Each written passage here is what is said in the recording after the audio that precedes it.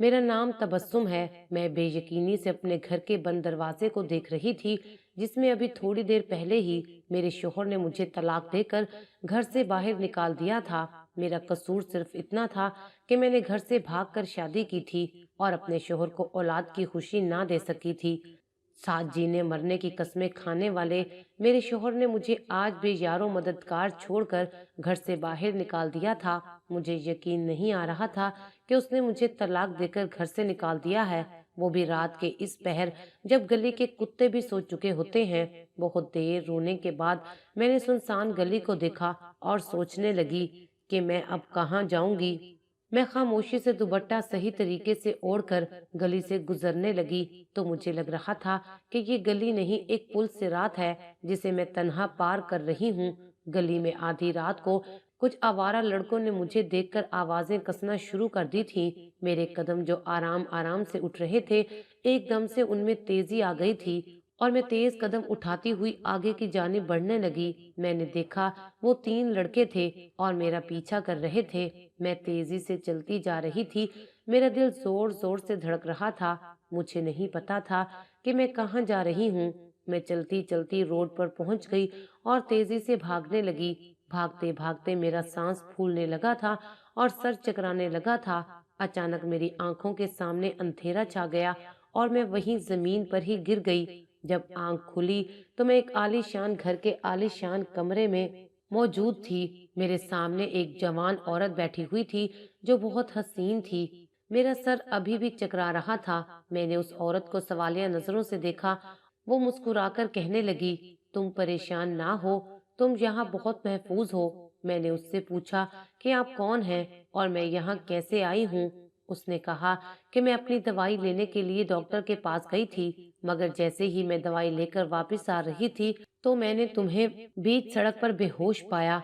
मैंने देखा कि कुछ आवारा लोग तुम्हारे ताक़ुब में भी थे। मैंने उनको धमकी दी और तुम्हें उठाकर गाड़ी में डाला। यहाँ पर एक डॉक्टर बुलवाया जिसने तुम्हें ड्रिप लगाई। तुम्हारा बीपी लो हो चुका था। उसने मुझे कहा कि जब तक मेरी तबीयत ठीक नहीं हो जाती तब तक मैं यहीं रहूं। उसने मुझसे मेरे मुतल्लिक कोई सवाल नहीं किया। मैंने उससे कहा कि मैं अब जाना चाहती हूँ, आपकी बहुत मेहरबानी है। मेरी बात सुनकर उसने कहा कि कहाँ जाओगी? तुम्हारी हालत देखकर मैं समझ गई थी कि तुम्हें तुम्हारे घर वालों ने आधी रात को घर से निकाल दिया है या फिर तुम घर से भागकर आई हो। तुम 2 दिन से मेरे घर में रह रही हो, अब क्या तुम्हारे घर वाले तुम्हें कबूल करेंगे? उस औरत की बात सुनकर मैं हैरान हो गई। उसने कैसे मेरे दिल का हाल जान लिया था? मैंने रोना शुरू कर दिया और अपनी सारी रोदात उसे सुना दी। उसने मुझसे कहा कि मुझे अंदाजा हो चुका था कि तुम एक शरीफ लड़की हो, तुम्हारे साथ कोई हादसा पेश आया है। मैंने कहा हाँ, मेरे शोहर ने मुझे तलाक देकर घर से निकाल दिया है। मैंने घर से भागकर शादी की थी। मेरे घर वाले मुझे अब कबूल नहीं करेंगे। मैं तो अपने घर वालों के लिए उस दिन से मर गई थी जिस दिन मैं रात के अंधेरे में अपने बाप की चौखट फलांग कर अपने पसंदीदा शख्स के साथ भाग गई थी। मेरी दास्तान सुनकर उस औरत की आंखें भर आईं। उसने अपने आंसुओं को रोकते हुए कहा कि तुम हमेशा मेरे साथ यहाँ रह सकती हो, बस तुम्हें मेरा एक काम करना होगा। उस औरत की बात सुनकर मैंने पूछा, कौन सा काम करना होगा? मेरे सवाल पर उस औरत ने कहा कि मैं तुमसे कोई गलत काम नहीं करवाऊंगी और ना ही मैं इस किस्म की औरत हूँ। तुम्हें बस सारा दिन मेरा बच्चा संभालना होगा।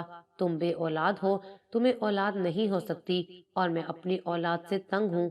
मैं इस बच्चे को संभाल नहीं सकती। मुझे अपने बच्चे के लिए आया चाहिए। तुम मेरे बच्चे को संभालो। मैं तुम्हें बहुत अच्छी तनख्वाह दूंगी और तुम इसी घर में मेरे साथ रहोगी।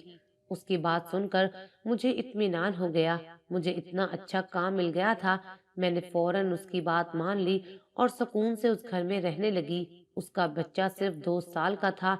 उस बच्चे को मुकम्मल तवज्जो दरकार थी, लेकिन मैंने एक बात नोट की थी, उसकी माँ उस पर बिल्कुल तवज्जो नहीं देती थी, ना ही उसे गोद में उठाती थी और ना ही उससे प्यार करती थी। मुझे वो औरत एक पुरइसरार औरत लगने लगी थी। मैं सोच रही थी कि मुझ जैसी औरत जिसके अंदर ममता कूट कूट कर भरी हुई थी, उसे तो कुदरत ने औलाद नहीं दी थी, और ऐसी औरत जिसके अंदर ममता नाम की कोई चीज ही नहीं है, उसे औलाद मिल गई है। مجھے اس کی ذاتی زندگی سے کوئی لینا دینا نہیں تھا۔ مجھے ایک کام مل گیا تھا اور میں دل سے اسے کر رہی تھی۔ میں سکون سے رہ رہی تھی کیونکہ اس گھر میں کوئی مرد نہیں تھا، بس میری مالکن اور ان کا بچہ، اور گیٹ پر چوکیدار موجود ہوتا تھا۔ لیکن ایک دن جب میں بچے کو کھانا کھلا رہی تھی تو اچانک سے ایک آدمی بڑے روب کے ساتھ کمرے میں داخل ہوا۔ میں اسے دیکھ کر حیران ہو گئی، وہ بھی مجھے دیکھ کر ٹھٹک گیا تھا۔ اس کی عمر 30 سے 35 سال کے لگ بھگ لگ رہی تھی اور اسے دیکھ کر لگ رہا تھا کہ وہ کوئی بہت بڑا بزنس مین ہے۔ تھوڑی دیر وہاں دروازے کا لاک پکڑے وہ کھڑا مجھے دیکھتا رہا، پھر میرے قریب آیا اور بچے کو پیار کرنا شروع کر دیا۔ میں سمجھ گئی کہ یہ شخص یقیناً اس بچے کا باپ ہے۔ میں گھبرا کر کمرے سے باہر نکل گئی۔ میری مالکن نے میری گھبراہٹ کی وجہ پوچھی تو میں نے انہیں بتایا کہ کوئی شخص اندر آیا ہے۔ میری مالکن نے کہا، ہاں وہ میرا شوہر ہے، بزنس کے سلسلے میں شہر سے باہر گیا ہوا تھا۔ مالکن نے بیزاری سے کہا، مجھے اس پر بڑی حیرت ہوئی تھی۔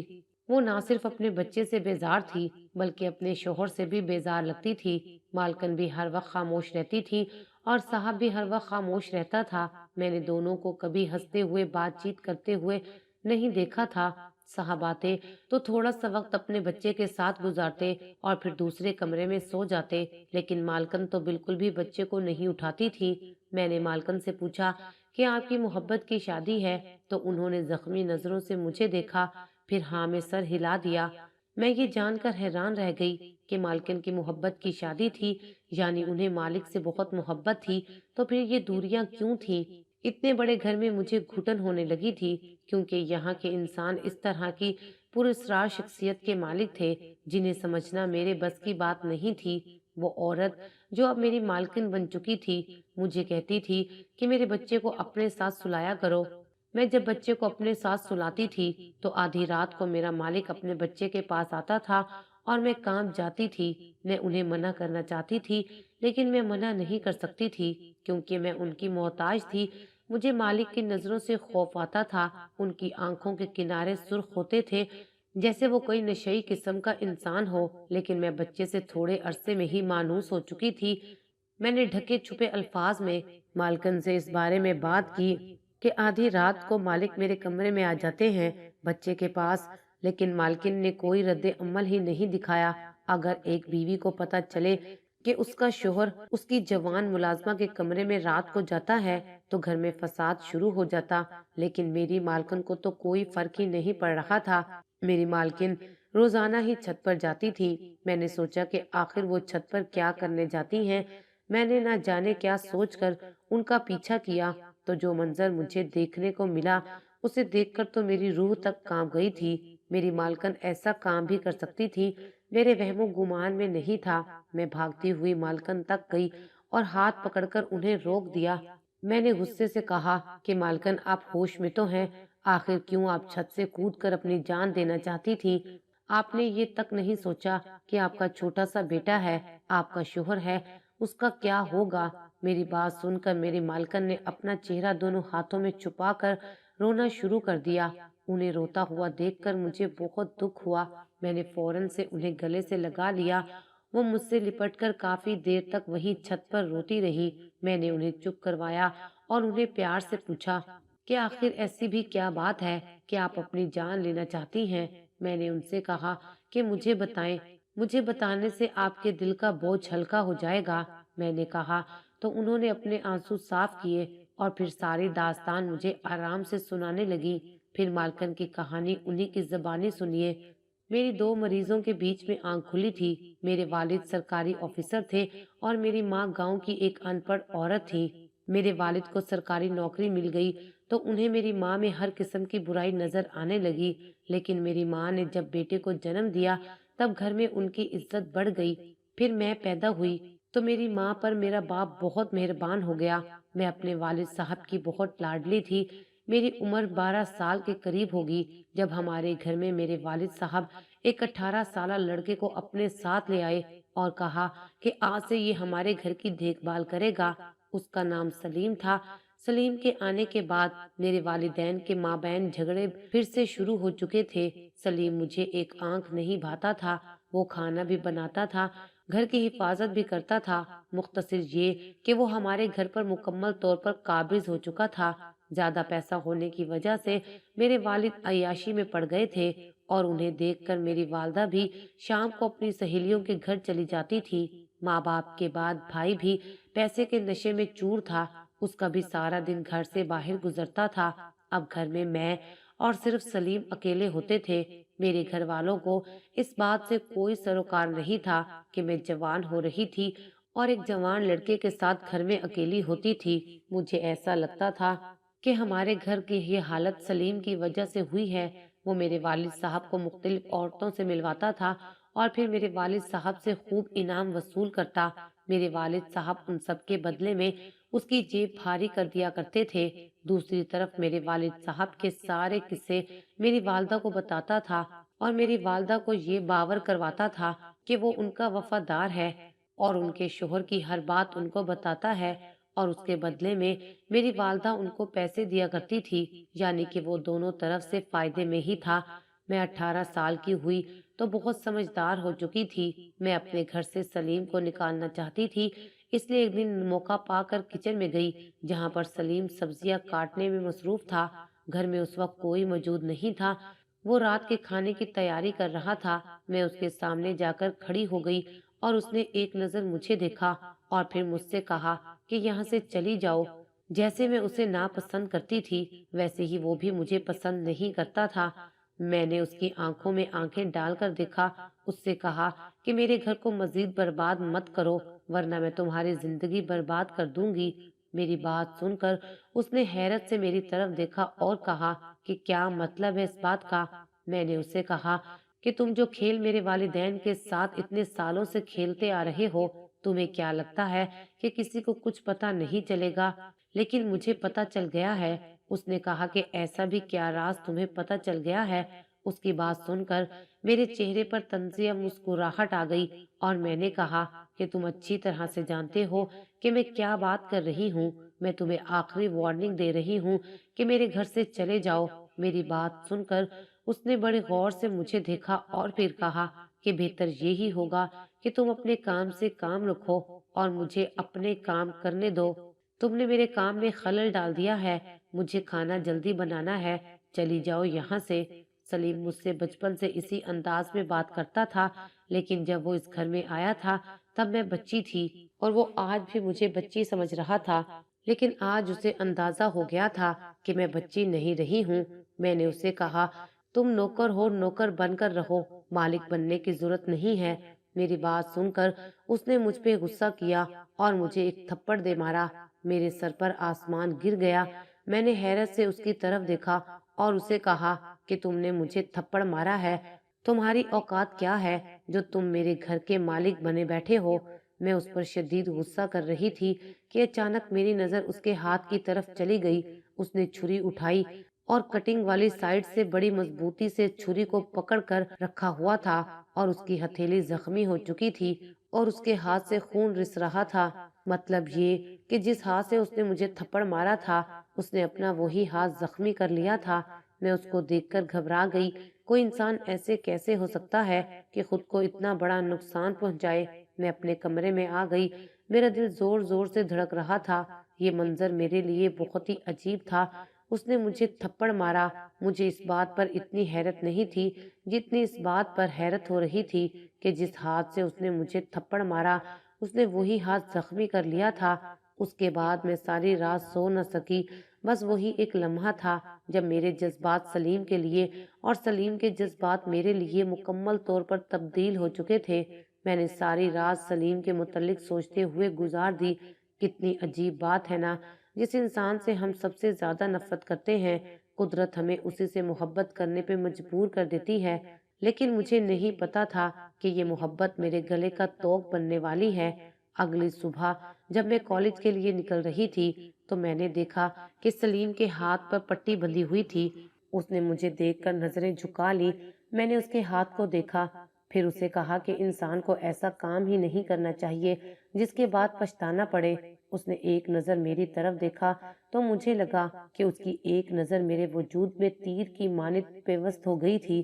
میں نے اس کے خیال کو جھٹکنے کی بہت کوشش کی لیکن میں کیا کرتی، وہ تو سارا دن میرے ساتھ ایک گھر میں رہتا تھا۔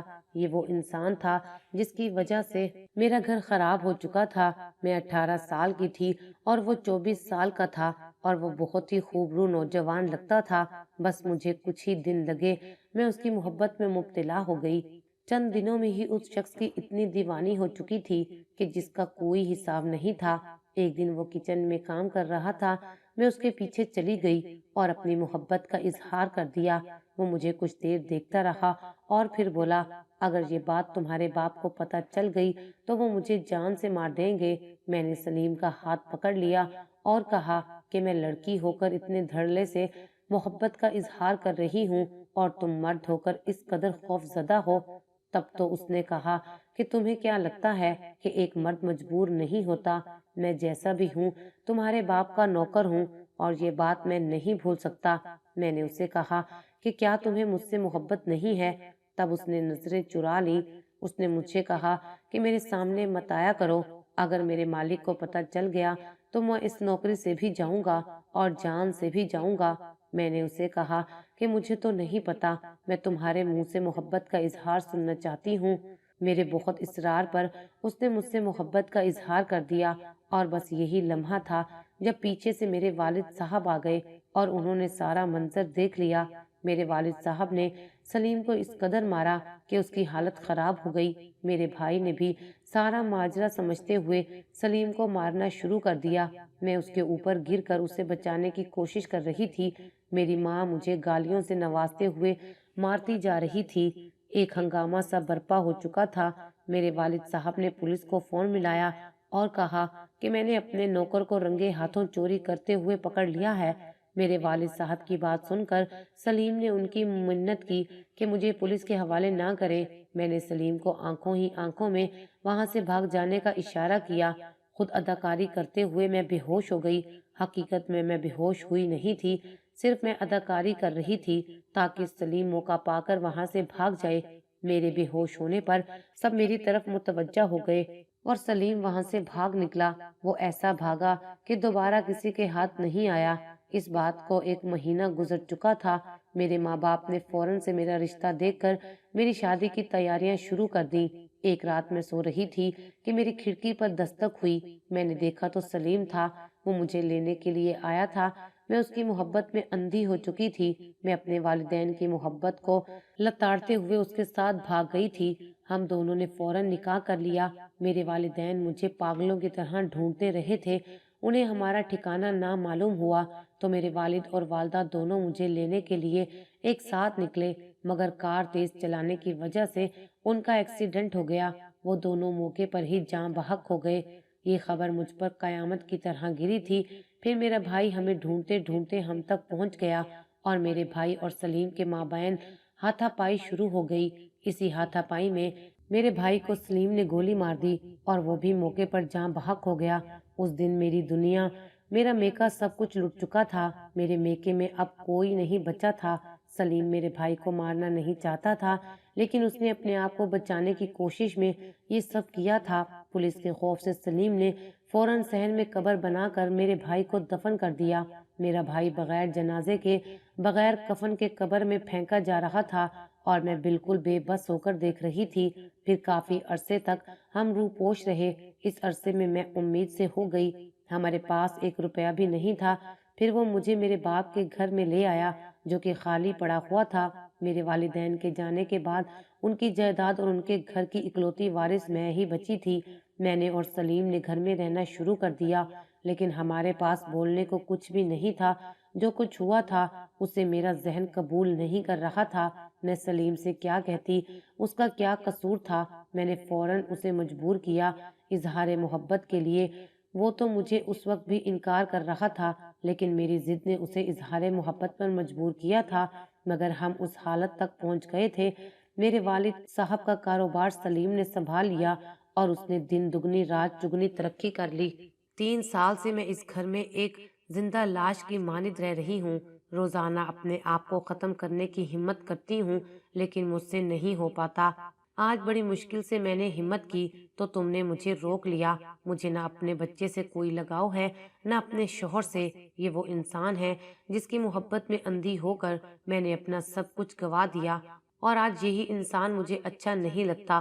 وہ کہتا ہے تمہارے والدین کی موت ایسے ہی لکھی ہوئی تھی، اور تمہارے بھائی کو میں مارنا نہیں چاہتا تھا، لیکن وہ مجھے مارنے کے لیے آیا تھا۔ میں نے تو صرف اپنے آپ کو بچانے کی کوشش کی تھی۔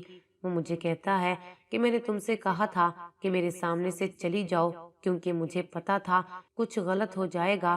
مختصر یہ کہ آج وہ ہر بات کا الزام مجھ پر ٹھہراتا ہے، اور وہ صحیح کہتا ہے۔ مالکن نے اپنی کہانی سنا دی۔ میں ان کی کہانی سن کر بہت ہی افسردہ ہو گئی تھی۔ ہم جیسی لڑکیاں، یعنی مجھ جیسی اور میری مالکن جیسی لڑکیاں، ہم جو اپنے ماں باپ کی چوکھٹ کو آدھی رات کو جس انسان کے لیے چھوڑ کر آ جاتی ہیں، وہی انسان ہمیں ہر بات کا الزام دے کر خود ہر الزام سے بری ہو جاتا ہے۔ ہم جیسی لڑکیاں جو محبت کرنے والے والدین کو چھوڑ کر ایک انجان انسان کا ہاتھ تھام کر آدھی رات کو نکل پڑتی ہیں، وہ کبھی خوش نہیں رہ سکتی۔ میں نے بھی گھر سے بھاگ کر شادی کی، اور پھر جب اولاد نہ ہوئی تو میرے شوہر نے مجھے طلاق دے کر گھر سے نکال دیا۔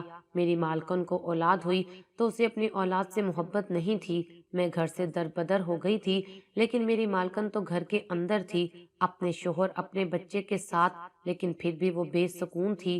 کاش ہم اپنے والدین کا گھر نہ چھوڑتی، کاش ہم ان کی فرما بردار بیٹیاں ہوتی، اور وہ ہمارے لیے جس انسان کا انتخاب کرتے ہیں یقیناً وہ اچھا ہی ہوتا ہے۔ محبت کرنا گناہ نہیں ہے، لیکن والدین کا دل دکھانا بہت بڑا گناہ ہے۔ میں نے اپنی پوری زندگی میں کبھی بھی ایسی لڑکیوں کو کامیاب زندگی گزارتے ہوئے نہیں دیکھا جنہوں نے اپنے والدین کا دل دکھا کر کسی اور سے شادی کی ہو۔ آخر میں بس اتنا کہوں گی کہ کوئی لڑکی یا لڑکا ایسا قدم اٹھانے والا ہے تو خدا کے لیے سنبھل جائیں، ورنہ آپ کا انجام بھی ہماری طرح کا ہو سکتا ہے۔